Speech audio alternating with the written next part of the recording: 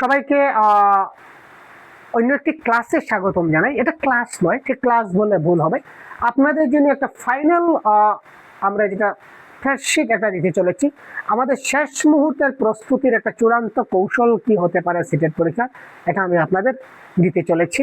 তো এটা ক্লাস নয়, আপনাদের সঙ্গে কিছু গল্প এবং কিছু কথা বলবো, যে কথাগুলো আপনাকে অনেক মোটিভেট করবে, আপনাকে অনেক শক্তিশালী করবে। দেখতে থাকুন, আশা করি আপনার অনেক উপকারে বা কাজে আসবে। প্রথম স্লাইডটা আমি দেখি। যদি আপনার মনে কোনো আলস্য থাকে, আপনি যদি কোনো পরিশ্রম করতে যদি রাজি না থাকেন, তাহলে এক্ষুনি এই ভিডিওটা বন্ধ করে চলে যান। কারণ এর পরবর্তী সময় আমরা যা বলতে যাচ্ছি তা মেনে আপনি চলতে পারবেন না। এরপর আমরা স্লাইডে যা দেখাবো সেটা যদি আপনি যদি মানতে চান, তাহলে আপনাকে ধৈর্য রাখতে হবে। আপনার মধ্যে আলস্য থাকলে চলবে না, ঠিক আছে ভাই? কারণ দেখুন, জীবনে সবকিছু কাজ একদিকে, মনে রাখবেন একটি কথা, জীবনে সবকিছু কাজ একদিকে এবং চাকরি কিংবা জব হচ্ছে অন্যদিকে। যদি আপনার কাছে জব থাকে বা চাকরি যদি থাকে ভাই, আস্থা পৃথিবী আমার, কথাটা বাস্তব। কথাটা শুনতে অনেক তিতো লাগলেও কথাটা কিন্তু আদৌ বাস্তব সত্য। আপনার স্ত্রী, পুত্র, পরিবার যেই হোক না কেন ভাই, স্বামী, পুত্র, স্ত্রী, পরিবার যাই হোক না কেন, যদি আপনার কাছে জব থাকে বা চাকরি থাকে, সবাই আপনাকে ভালোবাসবে, সবাই আপনাকে স্নেহ করবে, সবাই আপনাকে একজন কি বলবো পরম শ্রদ্ধা ভাজন করবে। যদি আপনার কাছে জব না থাকে, চাকরি থাকে না, অর্থাৎ আলটিমেটলি যদি আপনার কাছে মানি, যদি মেইন ফ্যাক্টর ভিটামিন এম যদি আপনার কাছে না থাকে, আপনাকে কেউ ভাই দাম দেবে না। কথাটা বাস্তব সত্য, মিলিয়ে নেবেন। প্রত্যেকের ক্ষেত্রে এই ধরনের ঘটনা ঘটছে কিনা না বলুন। তো চাকরি পেতে গেলে আমরা এখন থেকে যুদ্ধের মতো লড়াই করতে হবে। গুড়া যেভাবে যুদ্ধ করে কট কট কট কট করে লড়াই করে যুদ্ধক্ষেত্রে রণক্ষেত্রে যায়, আমরাও সেই রকম প্রস্তুতি নিতে হবে, আমাদের যুদ্ধ করতে হবে। তো সেই যুদ্ধের ব্লুপ্রিন্ট আমি আজকে দিতে চলেছি আপনাদের। তো এইক্ষুনি আপনি আলস্যটা ছেড়ে দিন। আপনার মনে যদি এক পরিমাণ আলস্য থাকে ভাই, আপনি আলস্যটা ছেড়ে দিন, ভবিষ্যতে আপনি লাভবান হতে পারবেন। তো পরবর্তী স্লাইডে কি আছে আমরা দেখি। আমাদের হাতে সময় 40 দিন, মোটামুটি অ্যাপ্রক্স বললাম, অ্যাপ্রক্স আমাদের হাতে সময় 40 দিনের মতো। যদি আমরা বলি আপকামিং যে এক্সাম হতে চলেছে আমাদের 6 সেপ্টেম্বর, এবং আমি আজকে যে ভিডিওটা তৈরি করছি মোটামুটি 45 দিনের মতো আছে। তো 40 দিনের হিসাব আমরা ধরে নিলাম। অপ্রয়োজনীয় কাজ 1 নম্বর কি কি করতে হবে আমি আপনাদের বলছি। অপ্রয়োজনীয় কাজ এবং অতিরিক্ত বিনোদন পুরোপুরি বন্ধ করতে হবে। অপ্রয়োজনীয় অনেক কাজ আছে আমরা করি, টাইম পাস ভাই, অনেকে বলে টাইম পাস হচ্ছে না তাই আমি ওখানে যাচ্ছি, টাইম পাস বন্ধ করতে হবে। অপ্রয়োজনীয় কাজ, অতিরিক্ত বিনোদন বুঝতেন চো, মানে মজাক করা, বিনোদন করা, স্টাইল করা, এই ধরনের বিনোদন সবকিছু পুরোপুরি বন্ধ, স্টপ। যদি লাইফকে চেঞ্জ করতে চান, তাহলে আমার কথাগুলো আজকে মন দিয়ে শুনবেন। আর যদি লাইফকে চেঞ্জ করার যদি আপনার উৎসাহ না থাকে, যদি মানসিক প্রস্তুতি না থাকে, তো ভাই ভিডিও স্কিপ করে চলে যান, আমি কিছু মাইন্ড করব না। প্রথম কথা, অপ্রয়োজনীয় কাজ এবং অতিরিক্ত বিনোদন পুরোপুরি বন্ধ করতে হবে। একটি নিরিবিলি জায়গায় বসে নিয়মিত পড়াশোনা শুরু করতে হবে। যখন আমরা পড়াশোনা করব, তখন একটা নিরিবিলি জায়গা, ঠান্ডা শান্তশিষ্ট জায়গা, পড়ার জন্য আমাদের একটা পরিবেশের কিন্তু খুব গুরুত্বপূর্ণ প্রভাব রয়েছে। আমি এমন জায়গায় বসে পড়ছি যেখানে আশেপাশে অনেক মানুষ হাল্লা চিৎকার চেঁচামেচি করছে, অনেক ধরনের অনেক শব্দ আমার কানে আসছে, আমার পড়ায় কিন্তু মন বসবে না। তো পড়ায় বসতে গেলে আমাকে ওই ধরনের একটি নিরিবিলি জায়গায়, শান্তশিষ্ট জায়গায় আমাকে বসে নিয়মিত পড়া শুরু করুন। এখন থেকে 40 দিন কম, এতদিন যা করেছেন, এখন থেকে একটু শক্ত হন। প্রস্তুতির মূল 3টা ফেজ, অর্থাৎ প্রস্তুতির 3টা পর্যায় যদি আমরা বলি, প্রস্তুতির 3টা পর্যায়। আজকে থেকে শপথ নিন, এই যে ভাই আমার ভিডিওটা দেখছেন, যে আজকের পর থেকে আপনি মনে মনে যদি শপথ নিন, তাহলে আপনার লাইফ আমি চেঞ্জ করে দেবো। চ্যালেঞ্জ, আমার উপর বিশ্বাস রাখুন। আগামী 10 দিন, আজকে থেকে আগামী 10 দিন ভাই, প্রত্যেকদিন 8 ঘন্টা সময় দিতে হবে। 5 ঘন্টা নতুন বিষয়, অর্থাৎ 5 ঘন্টা নতুন বিষয়গুলো পড়ুন। নতুন যে কনসেপ্টগুলো আছে, এই নতুন কনসেপ্টগুলো আপনারা আগামী 5 ঘন্টা প্রত্যেকদিন নতুন বিষয়গুলো আপনাদের পড়তে হবে। 1 ঘন্টা রিভিশনের কাজে লাগান। আগে যে বিষয়গুলো পড়েছেন ওইগুলোটা আপনারা 1 ঘন্টা রিভিশন করুন, এবং পরবর্তী আরো 2 ঘন্টা আপনারা প্র্যাকটিস করুন। পরবর্তী 2 ঘন্টা নিজে প্রিভিয়াস এর কোয়েশ্চন নিয়ে বা বিভিন্ন মক টেস্ট নিয়ে যেভাবে পারুন আপনারা পরবর্তী 2 ঘন্টা আপনারা প্র্যাকটিস করুন। অর্থাৎ একদিনে 8 ঘন্টা সময় আপনাকে দিতে হবে আগামী 10 দিন। শুধু একটা সাবজেক্টের কথা আমি বলিনি, আমি কিন্তু ওভারঅল প্রত্যেকটা সাবজেক্ট মিলিয়ে আমি 8 ঘন্টা বলেছি। একটা সাবজেক্টে হলে তো ভাই একটা সাবজেক্টে আমি 30-এর মধ্যে 30 পেয়ে গেলেও তো আমার কোনো কাজ আসবে না, আমাকে তো সবগুলো সাবজেক্ট দেখতে হবে, তাই না? প্রত্যেকটা সাবজেক্ট মিলিয়ে আগামী 10 দিন প্রত্যেকদিন 8 ঘন্টা এই স্ট্র্যাটেজি মতো কাজ করুন। তারপরের 20 দিন প্রত্যেকদিন 7 ঘন্টা একটু কমাতে হবে। কারণ কি একটু কমাতে হবে? তার কারণ কি? তার কারণ আমি আপনাকে বলছি। আমরা পরীক্ষায় যত সময় যায় আমরা পড়ার সময়টা একটু বাড়াই, কিন্তু এটা তো ভুল স্ট্র্যাটেজি। পরীক্ষা যত আসবে আমাদের পড়ার যে চাপ এটা আমরা কমাবো, ঠিক আছে? কেন আমি মানে আমার ফর্মুলা একটু অন্য ফর্মুলা, অন্য মেথড আমি আপনাদের বলবো। এর পরের 20 দিন, আগামী 10 দিন গেল, তারপরের 20 দিন প্রত্যেকদিন 7 ঘন্টা, এখান দিয়ে আমরা 1 ঘন্টা কমাবো। 8 ঘন্টা থেকে 7 ঘন্টা, 3 ঘন্টা নতুন বিষয়, 3 ঘন্টা আমরা নতুন বিষয়ে পড়বো, অর্থাৎ নতুন কনসেপ্ট, নিউ কনসেপ্ট গুলো আমরা শেখার চেষ্টা করবো, আইডিয়া নেব। 2 ঘন্টা রিভিশন দিব এবং প্র্যাকটিসের সময় বাড়াবো 2 ঘন্টা। আগে 1 ঘন্টা রিভিশন দিতাম, এখন আমরা 2 ঘন্টা রিভিশন দেব এবং আমরা 2 ঘন্টা প্র্যাকটিস করব।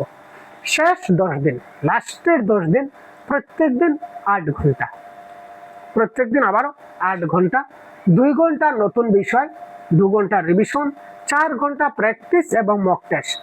মক টেস্ট খুব ইম্পর্টেন্ট। 4 ঘন্টা প্র্যাকটিস এবং মক টেস্টে দেবেন, কারণ মক টেস্ট দিলে কি হবে, আপনার সেলফ কনফিডেন্স বৃদ্ধি হবে। আপনি বুঝতে পারবেন যে ইয়েস, আমি আজকে এই টপিকের মক টেস্ট দিয়েছিলাম, তো আমার তো এই টপিকে মার্ক কম আসছে, তার মানে এই টপিকে আমার নলেজ কম আছে, আমাকে এই টপিকটা আবার দেখতে হবে। তখন পরবর্তী দিনে আপনি এই যে 2 ঘন্টা যে নতুন বিষয় বা 2 ঘন্টা যে রিভিশনে আছে, আপনি এই টপিকটা রিভিশন দিতে পারবেন। এবং পরীক্ষার আগের দিন, আমি পরীক্ষার আগের দিনে আরেকটা ভিডিও আপনাদের দিয়ে দেব। পরীক্ষার আপনি এমনভাবে এখন থেকে পড়াটা শুরু করুন, এক্সামের আগের দিন, এখন থেকে জানে নিন, এক্সামের আগের দিন, এক্সাম হবে আমাদের 5 সেপ্টেম্বর / 6 সেপ্টেম্বর। আমাদের 2 দিন সিটেট পরীক্ষা হওয়ার সম্ভাবনা আছে। 6 তারিখ তো হবে আমরা জানি কনফার্ম, এবং 5 তারিখও কিন্তু আপনাদের অনেকের কারো 5 তারিখও এক্সামটা হবে, ঠিক আছে না? কেন হবে সেটা তো লার্জ ক্যান্ডিডেট, একদিনে অনেক জায়গা হবে না, তাই 2 দিনে করা হয়েছে। তো 6 সেপ্টেম্বর এক্সাম হবে কনফার্ম, 5 সেপ্টেম্বরও কিন্তু শিক্ষক দিবসের দিনেও কিন্তু অনেকের এক্সামটা হতে পারে মেবি, এবং হওয়ার পূর্ণ সম্ভাবনা আছে। তো পরীক্ষার আগের দিন অর্থাৎ 4 তারিখ, যদি 5 তারিখ পরীক্ষা হয় তাহলে 4 তারিখ কোনো পড়াশোনা না, আপনি 4 তারিখের জন্য কোনো পড়া বাঁচিয়ে রাখবেন না, 4 তারিখ আপনি কোনো পড়বেন না। অর্থাৎ 3 তারিখের মধ্যে আপনার পুরো পড়াটা কমপ্লিট হয়ে যেতে লাগে। আপনার যে যে টপিক রয়েছে, যে যে বিষয়ে আপনার সমস্যা রয়েছে, আপনি যে ভাবছেন যে আমার ওখানে সমস্যা থাকে, যে যে সমস্যা যেখানে যেখানে সমস্যা, এই উইদিন থার্ড আপনাকে সলভ করতে হবে, উইদিন থার্ড আপনাকে সবগুলো সমাধান করতে হবে। এবং এই যে 4 তারিখ পরীক্ষার আগের দিন কি করবো স্যার? পরীক্ষার আগের দিন আমরা ঘুমাবো, স্লিপ।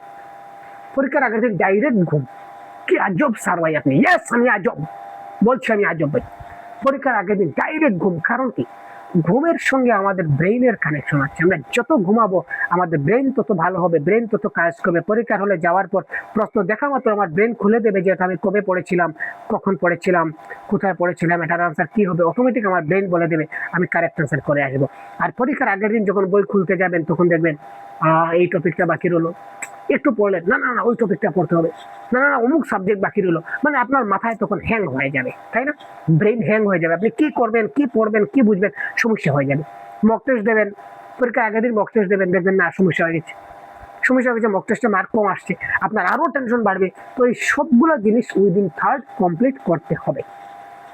পরবর্তী স্লাইড কি বলেছে দেখি।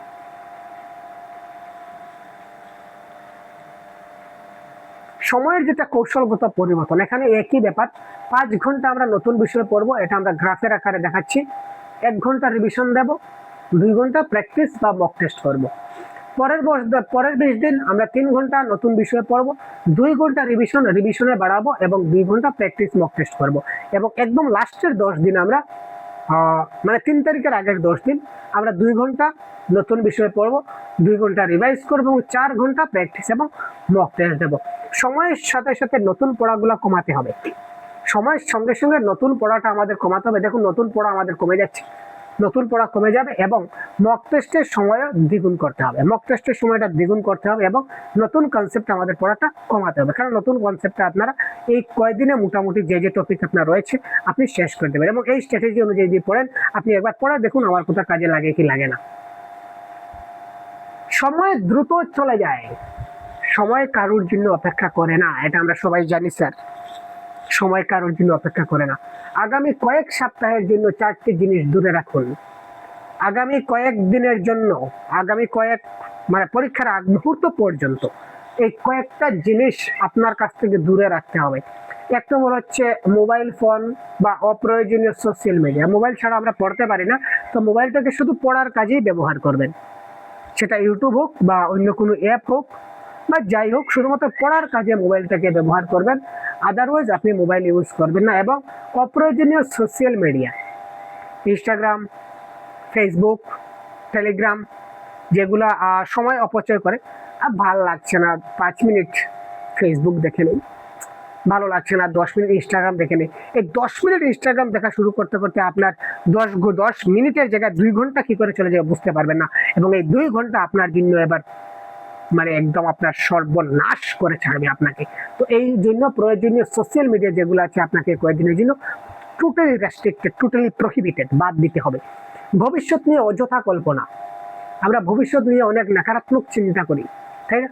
ইস, কি হবে আমার ভবিষ্যৎ, অন্ধকার, কি হবে বুঝতে পারছেন, বিভিন্ন টেনশন থাকে, সব টেনশন একদিকে, সব টেনশন এখন বন্ধ, সব টেনশন এখন টোটালি বন্ধ, টোটালি ফ্রিজ। এগুলা টোটালি রেস্ট্রিক্টেড মনে করবেন। ভবিষ্যৎ নিয়ে অযথা পরিকল্পনা বা কল্পনা আমরা কখনোই করব না। সম্পর্কের জটিলতা, বয়ফ্রেন্ড কিংবা গার্লফ্রেন্ড থাকলে তাকে বুঝিয়ে বলুন, বারবার বলছি, বয়ফ্রেন্ড কিংবা গার্লফ্রেন্ড থাকলে তাকে বুঝিয়ে বলুন যে দেখো আমি এখন তো এক্সাম দিচ্ছি, আমার এত তারিখে এক্সাম আছে, তোমার সঙ্গে বেশি কথা বলতে পারবো না, বেশি দেখা করতে পারবো না, তুমি কাইন্ডলি জিনিসটা একটু বোঝার চেষ্টা করো, একটু আন্ডারস্ট্যান্ডিং তুমি হও। তাকে একবার বুঝিয়ে বলবেন, সে অবশ্যই যদি আপনার মানসিক মতো এবং আপনার মনের মানুষ এবং আপনার প্রকৃত যদি শুভাকাঙ্ক্ষী হয়ে থাকে, অবশ্যই সে আপনার কথাটা বুঝবে যে না, আমি কিছুদিন হয়তো তার সঙ্গে কথা না বললে থাকতে পারবো, কিন্তু আমার কথা না বলায় সে যদি একটু পজিটিভ মাইন্ড যদি সে পায় এবং তার ভবিষ্যৎটা যদি উজ্জ্বল হয়, তো আলটিমেটলি ভবিষ্যতে তো আমারই লাভ। তো এই জিনিসটা সে বুঝবে, সে আপনার বয়ফ্রেন্ড হোক কিংবা আপনার গার্লফ্রেন্ড হোক, তাকে সময়টা একটু, তাকে জিনিসটা বাস্তব জিনিসটা তাকে একটু বুঝিয়ে বলুন যে আমার সামনেই অগ্নি পরীক্ষা, যদি এই পরীক্ষাতে আমি যদি উত্তীর্ণ না হই তাহলে আমার ভবিষ্যৎটা অন্ধকার, তুমি জানো, আর যদি পরীক্ষাটা যদি আমি ভালো করে সফল হই তাহলে তোমার এবং আমার দুজনের ভবিষ্যৎ আলোকিতময় হয়ে যাবে, আমাদের জীবনটা ভালো মতো কাটবে। এই ধরনের তাকে পজিটিভ রেনফোর্স দিয়ে তাকে আপনি খুব ভালো করে বুঝিয়ে দিন, তখন সে অবশ্যই জিনিসটা বুঝবে। আজকে তাকে ফোন করে কিন্তু জানাবেন, আমি আজকে বলছি আপনার বয়ফ্রেন্ড কিংবা গার্লফ্রেন্ডকে আজকে ফোন দিন বা মেসেজ করুন, এখন এই জিনিসটা তাকে ভালো করে বলুন যে তোমার সঙ্গে এখন কথা বলতে পারবো না, তুমি কাইন্ডলি মনে কিছু নেবে না, ধৈর্য ধরে থাকো, পরীক্ষার পর যত ইচ্ছা তত কথা বলবো, ঠিক আছে না? এই সময়টা কমসে কম তার সঙ্গে একটু সম্পর্কটা বজায় রাখুন, ঠিক আছে না? বুঝিয়ে বললে কেন বুঝবে ভাই, যদি আপনার শুভাকাঙ্ক্ষী হয় অবশ্যই আপনার কথাটা ভালো করে বুঝবে। অতিরিক্ত বিনোদন, তারপরে যেটা আমাদের রেস্ট্রিকশন বা বাদ দিতে হবে সেটা হচ্ছে অতিরিক্ত বিনোদন। বিনোদন মানে কি? এই যে উল্লাস, যে কোনো প্রোগ্রাম হলো, গ্রামের যে কোনো প্রোগ্রাম, সবার আগে আপনি চলে গেলেন, আজকে ওই জায়গাতে ওই প্রোগ্রাম, আমাকে যেতেই হবে, ওই জায়গাতে হই আর একটা বিরাট প্রোগ্রাম, আমাকে যেতেই হবে, ওই জায়গায় হই আর একটা অর্কেস্ট্রা চলছে, আমাকে যেতেই হবে। এই ধরনের টোটালি রেস্ট্রিক্টেড রাখুন। নিজের ভবিষ্যতের কথা চিন্তা করুন, দুশ্চিন্তা নয়, কল্পনা নয়, চিন্তা করে এই জিনিসটাকে আপনি টোটালি প্রহিবিটেড করুন। তো এই 4টা জিনিস আপনি আজকে থেকে ছেড়ে দিন, দেখবেন আপনার কতটুকু সাফল্য আসছে কিনা আসছে না। আমার কথাগুলো শুনতে খারাপ লাগলেও আদৌ আমি বাস্তব সত্য কথা বলি। নিজের তৈরি করা পরিকল্পনা করুন, আপনি একটা প্ল্যানিং করুন বা একটা রুটিন তৈরি করুন। আপনি একটা নিজে থেকে রুটিন তৈরি করুন যে কোন সময়, এই যে আগে আমি সময়টা দেখালাম যে আপনি 8 ঘন্টা পড়বেন, ডিভাইড করে দিলাম, তো এই কোন সময় কোন সাবজেক্ট পড়বেন, কিভাবে পড়বেন, আপনি নিজে নিজে প্ল্যান করুন এবং এই প্ল্যানটাকে বাস্তব করুন। যে এই প্ল্যানের মধ্যে কিন্তু সিলেবাস কভারেজ থাকতে হবে এবং রিভিশনের সময় থাকতে হবে, নিয়মিত প্র্যাকটিসটাও আপনার এই নিয়মিত আপনি যে পরিকল্পনা বা প্ল্যানিং করবেন এই প্ল্যানিংয়ের মধ্যে থাকতে হবে এবং শুধু এই প্ল্যানিংয়ের উপর আপনি কিন্তু এখানে ফোকাস করতে হবে। নয়েজ এড়িয়ে চলুন, অনেক শব্দ, অনেক সাউন্ড যে জায়গাতে হয় সেই জায়গা থেকে, একটু আগে বলেছি যে ঠান্ডা জায়গায় থাকতে হবে, শান্তশিষ্ট, সবার পরামর্শ এবং বিভ্রান্তিকে এড়িয়ে চলতে হবে। কে কি বললো, কার কি যায় আসলো, কে আমার সম্বন্ধে কি কথা বললো, এই সমস্ত কোনো কাজে কোনো কানে এই সমস্ত কথা এখন আপাতত দেবেন না। বি পজিটিভ থাকবেন, যে যাই কথা বলুক আপনি শুনবেই না, না শুনলে তো সে কি বললো আপনার কানেই আসবে না। কেউ যদি আপনার কানে এসে বলে যে ও তোর সম্বন্ধে কি বলছে জানিস, ঠিক আছে আমি জানি ও কি বলেছে, সেটা তুই আমাকে এখন বলতে আসিস না, আমাকে পরীক্ষার পর ও কি বলেছে আমাকে বলিস, আমি তাকে দেখে নেবো, সেটা পরের কথা। এখন অন্তত আপনার কানে যেন বিভ্রান্তিকর কিছু কথা যেন না আসে, এইদিকে মনে যে কোনো কেউ আপনার কানে এসে ডিস্টার্ব, ওই সমস্ত ডিস্টার্ব কিছু বলার চেষ্টা করবে, সঙ্গে সঙ্গে আপনি বলবেন যে না, ওকে বলেছে এখন আমার শোনার প্রয়োজন নেই ভাই, এখন আমাকে তুই বলতে যাস না, এখন আমি তার কথাটা আমি শুনবো না, আফটার এক্সাম তুই আমাকে বলিস, তখন আমি দেখে নেবো কি করা যায়। অন্যের ব্যক্তিগত মতামত নিয়ে আপনি এখনো মাথা ঘামাবেন না, যার যা ইচ্ছা বলতে দাও, আপনি আপনার জায়গা থাকবেন, জায়গা থেকে লড়বেন না। অনেকেই অনেক কথা বলবে, স্বাভাবিক, পণ্ডিত হয়ে গেছে, পড়া থেকে উঠতে পারছে না, মহাপণ্ডিত হয়ে যাবে, কি করবে, সেই করবে, এই করবে, মানে বিভিন্ন জনের বিভিন্ন মতামত আছে। এই জন্য বলছি যে যা কথা বলে আপনি ঘরে দরজা বন্ধ করে লাগিয়ে দিন, যে যা বলতে দিন, আপনি আপনার গোল জায়গাতে রাখুন। মনে রাখবেন কারো ব্যক্তিগত মতামত পরীক্ষায় প্রশ্ন হয়ে আসে না। হাইলাইটার ভাই হাইলাইটার, একটা কথা মনে রাখবেন, কারো ব্যক্তিগত মতামত পরীক্ষায় প্রশ্ন হয়ে আপনার কিন্তু আসবে না, সে আপনার ক্ষতি করার জন্য আপনার কাছে আসবে তার মতামত দিতে, এটা কিন্তু কখনো পরীক্ষায় প্রশ্ন আসবে না। পরীক্ষা দিতে হবে আপনাকেই, পরীক্ষা দিতে হবে আপনাকে, তো আপনি যদি ঠিক না হন তো পরীক্ষা কি করে হবে স্যার, ঠিক আছে না? এই জিনিসগুলো ভালো করে আপনি মাথায় রাখুন। নেতিবাচক চিন্তা নিয়ন্ত্রণ করুন, নেতিবাচক চিন্তাকে নিয়ন্ত্রণ করতে হবে। পারছি না, পড়তে মন বসছে না, না না না আমাকে দিয়ে হবে না, এই সমস্ত কথা কখনো বলা যাবে না, এই সমস্ত কথা থেকে আমি দূরে থাকবো, ঠিক আছে না? ছোট ছোট লক্ষ্য স্থির করুন, লক্ষ্য ছোট ছোট স্থির করুন। যেমন আজকে আমি কি করব, এই টপিকটা আমি কভার করব, ইনক্লুসিভ এডুকেশন আজকে আমি কভার করব, তারপর আমি আজকে ডিসেবিলিটি টপিকটা কভার করব, এবং এই দুটা টপিক, এবং গতকালকে আমি যে পড়েছিলাম ল্যাঙ্গুয়েজ লার্নিং, এটাকে আমি একটু রিভাইজ করব, এবং আমাদের আজকে একটা মক টেস্ট আছে, ফ্রি মক টেস্ট, সহজ গুরু অ্যাপে মক টেস্টটা দিয়ে দেবো, বা অন্য কোথাও একটা মক টেস্ট আছে আমি সেটা দিয়ে দেবো। এই ধরনের পরিকল্পনা আপনি করুন, ঠিক আছে স্যার? প্রতিদিন ধারাবাহিকভাবে এগিয়ে যান, প্রত্যেকদিন স্টেপ বাই স্টেপ একটু করে আপনি আগাতে যাবেন। সফলতার পথে সবচেয়ে বড় শক্তি হলো নিয়মিত চেষ্টা। সফলতার পথে যদি আমাদের যেতে চাই, তাহলে সবচেয়ে বড় শক্তি আমাদের কে যোগাবে স্যার? সবচেয়ে বড় শক্তি যোগাবে আমার নিয়মিত চেষ্টা। আমি যদি কোনো একটা বিষয়ে নিয়মিত চেষ্টা করতে যাই, কাকো চেষ্টা বকল ধ্যানম, নাম শুনেছেন তো সংস্কৃতের শ্লোকটা? কাকের মতো চেষ্টা করতে হবে, বকের মতো ধ্যান করতে হবে। কাক দেখবেন এক জায়গাতে বসেছে, কাকো চেষ্টা, সে চেষ্টা করতেই থাকবে। বকত ধ্যানম, একটা পুকুর পারে, জলাশয়ের পারে একটা বক দেখবেন ঢুকে বসে থাকবে ধৈর্য ধরে, ঘন্টার পর ঘন্টা সে বসে থাকে একই জায়গায় শান্তভাবে, যখনই মাছটা উপরে আসবে টক করে গিলে নেবে। তো আপনাকে এইভাবে চেষ্টা করতে হবে। তো নিয়মিত ছোট ছোট চেষ্টা করব, সাফল্য আপনার 100% কনফার্ম চলে আসবে। এই সুযোগটি হয়তো আপনার অনেক দিনের অপেক্ষার ফল। এই যে আমার এক্সামটি আসছে, এক্সামটা হয়তো আপনার জন্য অনেক দিনের একটা অপেক্ষার ফল হতে যাচ্ছে। তাই সর্বোচ্চ চেষ্টা করুন, ফল যাই হোক যেন পরে আফসোস না থাকে। এটা হচ্ছে সবচেয়ে বড় কথা। আমি পরীক্ষা দেব, পরীক্ষা দিয়ে আমি কোয়ালিফাই করব কি করব না, এটা নিয়ে এখন চিন্তা করার কোনো দরকার নেই। পরীক্ষা ফল কি হবে সেটা পরবর্তী সময় দেখা যাবে, এখন আমি চেষ্টা করতে যাব। আর এখন যদি আমি চেষ্টা না করি, আর যদি পরীক্ষা দিই, পরীক্ষার রেজাল্ট যদি খারাপ হয়, তখন আপনি পস্তাবেন, আপনি আফসোস করবেন, ইস যদি আমি আর একটু চেষ্টা করতাম তাহলে আমার রেজাল্ট আসতো। এই আফসোসটা যেন আপনার মধ্যে না থাকে।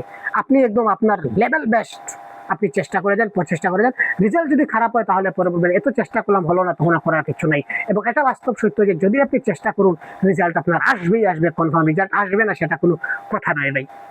গতবারও আমাদের ব্যাচ থেকে অনেকে বাংলার মধ্যে 30-এ 30 পেয়েছে, আমি যেটা মার্কশিট আমি দিয়ে দিয়েছি।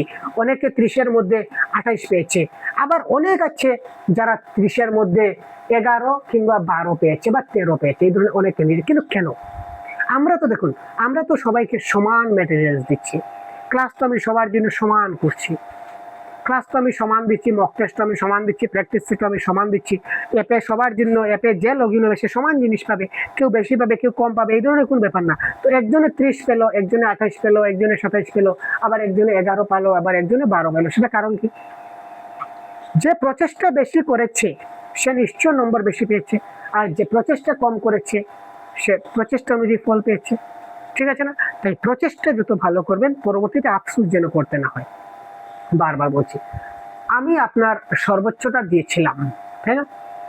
যখনই আপনি রেজাল্ট যদি আপনার খারাপ আসে তখন আপনি নিজেকে সান্ত্বনা দিতে পারবেন যে আমি তো আমার সর্বোচ্চটা দিয়েছিলাম, আমার যা যা ছিল, যা পরিশ্রম করে সবকিছু করে নিয়েছি, তারপরে হলো না, এবার আর কি করবো। তো এটা দিয়ে মনকে সান্ত্বনা দিতে পারবেন, কিন্তু আপনাকে তো আফসোস করতে হবে না, তাই না? তো সেই আফসোসের জায়গাটা যেন আপনার মধ্যে না আসে।